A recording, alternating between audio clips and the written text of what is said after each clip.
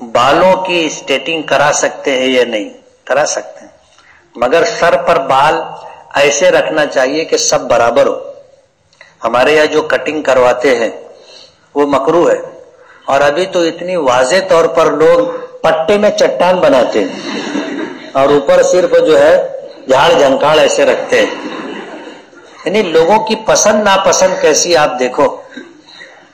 میں کبھی کبھی دیکھ کے سوچتا کہ مطلب یہ ایڑا تو نہیں ہے یہ۔ حضور نے منع کیا ایسے بال رکھنے سے۔ مدیحہ، ام ہانی، آئرہ، ہما، ان ناموں کے معنی کیا ہے دیکھنا پڑے گا۔ زید وضو کی حالت میں گالی سنا تو کیا اس کا وضو ٹوٹتا ہے یا نہیں؟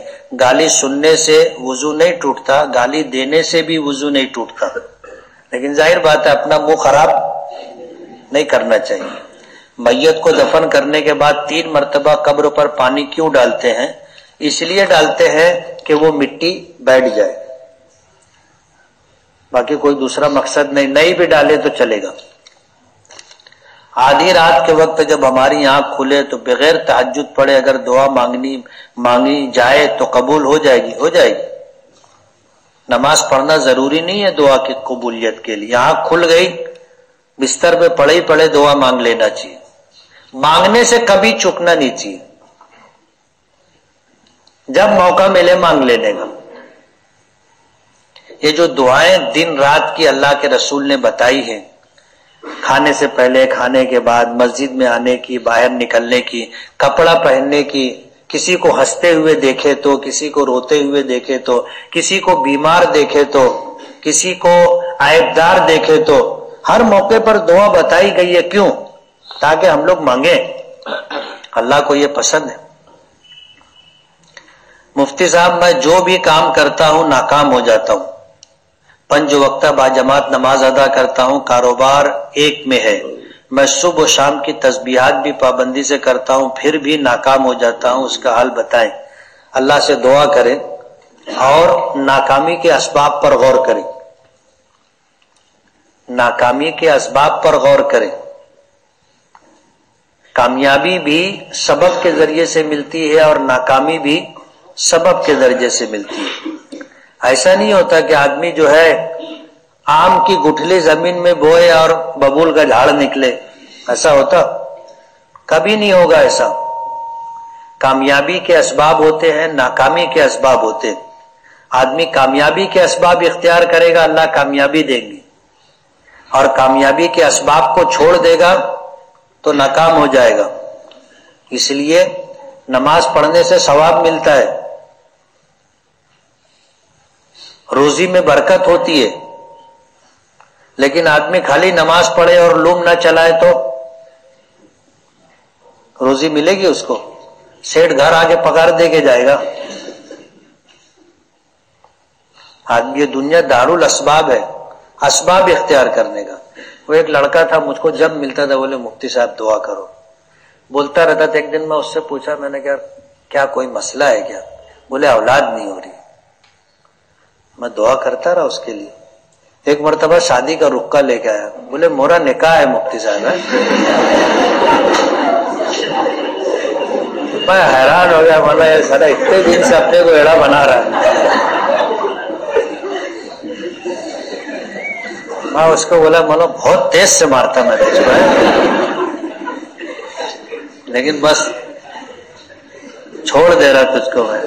بولے کاہے؟ اب مولا شادی اب کر رہے ہیں اور اولاد کی دعا کب سے کروا رہے ہیں؟ اس لیے نماز پڑھنے سے ثواب ملے گا، روزی میں خیر و برکت ہوگی، لیکن لوم نہیں چلاؤ گے تو سیٹ گھر پگار دینے کے لیے نہیں آئے گا۔ ہر چیز کا اپنا ایک اثر ہوتا ہے، اس لیے کام کرو گے تو اللہ روزی دیں گے۔ تو کامیابی کے بھی اسباب ہوتے ہیں، ناکامی کے بھی اسباب ہوتے ہیں۔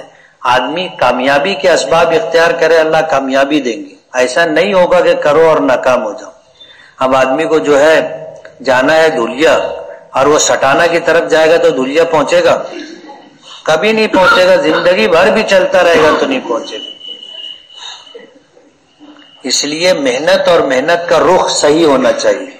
زید پر ہر فرض نماز کے بعد اور پہلے سنت نفل کے بجائے اپنی پرانی قضا نمازیں پڑھتا ہے تو کیا یہ عمل درست ہے؟ سنت مؤکدہ پڑھ لینی چاہیے. صدقہ اور زکوٰۃ کے رقموں کا ہیلا کر کے تنخواہ دینا کیسا ہے؟ ایک صاحب کہتے ہیں کہ دارالعلوم دیوبند میں ایسا ہوتا ہے، کیا یہ صحیح ہے؟ غلط بات ہے. دارالعلوم دیوبند میں ایسا نہیں ہوتا، اور مدارس میں ہوتا ہوگا. ہیلا کرنا مکروہ تحریمی ہے.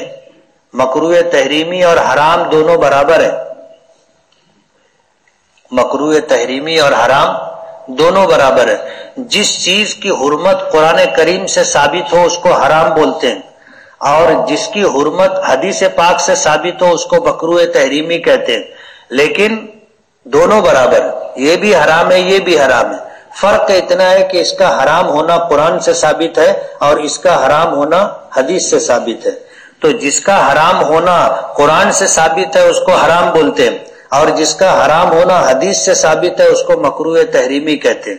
تو ہیلا کرنا بھی مکروہ تحریمی. زید کی ساس کے شوہر کے انتقال کے بعد زید ساس کے لیے محرم ہے یا نہ محرم؟ محرم ہے. داماد محرم ہوتا ہے، سسر زندہ رہے یا مر جائے، داماد محرم ہے. امام احمد ابن حنبل کی وہ دعا جو حیات کے درمیان مانگتے تھے، جو قیامت کے دن اللہ پاک کہیں گے سناؤ، وہ دعا کون سی ہے؟ جس نے چٹھی دی ہے وہی ڈھونڈ کے لاوے. میرے کچھ دوست فلمی اسٹار کے جیسا بننا چاہتے ہیں اور وہ لوگ مسلمان ہیں، تو کیا یہ عمل اسلام میں جائز ہے؟ حدیث پاک میں آتا ہے من تشبہ بقوم فہو منہم، جو جس کی مشابہت اختیار کرے گا کل قیامت کے دن اس کا حشر انہی لوگوں کے ساتھ ہوگا. ہمارے اسلام میں لڑکیوں سے واٹس ایپ پر یا فیس بک پر بات کرنا جائز ہے یا نہیں؟ ظاہر بات ہے پرائی لڑکی ہے تو جائز نہیں. واٹس ایپ پہ بھی جائز نہیں ہے، فیس بک پہ بھی جائز نہیں ہے، میسج پہ بھی جائز نہیں ہے، آمنے سامنے بھی جائز نہیں ہے. ہمارے نبی کے چلنے کا انداز کیسا تھا؟ آپ کی گردن کس طرح اور ہاتھ کس طرح رہتے تھے؟ جب حضور کو آپ نے خواب میں دیکھا تھا تو آپ نے کچھ کہا تھا یا کوئی نصیحت کی تھی؟ سیرت کی کتاب پڑھو، سیرت میں یہ سب ملے گا. زید ذرا بات پر بہت زور زور سے ہنستا ہے اور بہت زیادہ بولتا ہے، تو کیا اس کا یہ عمل کیسا ہے؟ زیادہ بولنا اچھا نہیں، زیادہ بولنا اچھا نہیں ہے. اللہ نے زبان ایک دی ہے، کان دو دیے. اس کا مطلب معلوم ہے کیا ہے؟ جتنا سنو اس کا آدھا بولو، یہ ہے اس کا مطلب. ایک کان میں بھی تو کام چل جاتا نا. اللہ تعالیٰ جگہ بدل کر کے بجائے ادھر ادھر لگانے کی ادھر لگا دیتے، کان ادھر لگا دیتے، کام چل جاتا. لیکن اس میں حکمت یہ ہے کہ اللہ نے زبان ایک دی ہے، کان دو دیے. اس لیے جتنا سنو اس کا آدھا بولو. بعض مرتبہ جھگڑے کی بنیاد زیادہ بولنا ہوتا ہے، زیادہ بولنا ہوتا ہے. ایک عامل صاحب تھے، ایک عورت ان کے پاس آئی اور اپنے شوہر کے بارے میں شکایات کی، بہت جھگڑا کرتے، مارتے، گالی دیتے، ایسا کرتے ویسا کرتے. اب وہ بولتی رہی تو وہ سوچتے رہے کہ چلا یہ بہت بول رہی ہے. سمجھ گئے کہ جھگڑے کی وجہ کیا ہے، تو اس کو کہنے لگے میں پانی دم کر کے دیتا، جب شوہر گھر میں آئے گا تو ایک گھونٹ پانی منہ میں لے لینا، نگلنا بھی مت، اگلنا بھی مت، یہ ایک گھونٹ پانی منہ میں لے لینا.